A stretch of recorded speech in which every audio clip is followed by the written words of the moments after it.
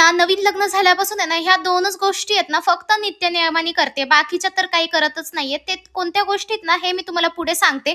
त्यातली पहिली गोष्ट म्हणजे अशी आहे, की नवऱ्याला आहे ना, एका मिनिटात नवऱ्याचा राग आहे ना, चुटकीसर गायब करायचा आणि दुसरी गोष्ट म्हणजे त्याचा राग शांत झाला, की परत त्याला चिरडीला आणायचं आणि मग काय भांडणं होतात आमच्यामध्ये आणि मला भरपूर लोकं असे सुद्धा म्हणतात, की ही बाई आहे ना, खूप जास्त भांडकुदळी आहे, नवऱ्याला सारखी भांडत असते.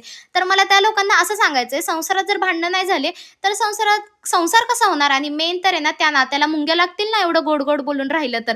सो जाऊ द्या. त्याचप्रमाणे मी तुम्हाला माझं रुटीन शेअर करते. नवरा तर काही आपल्याला म्हणणार नाहीये, की "जा बाबा फेशियलला पैसे देतो, फेशियल वगैरे करून ये." त्यामुळे म्हटलं चला घरीच एक आहे ना, छान अशी होम रेमेडी बघितली होती. ती नेक्स्ट व्लॉगमध्ये ना, मी तुमच्यासोबत शेअर करेल आणि त्याचा सुद्धा ग्लो आहे ना, खूप मस्त आला होता.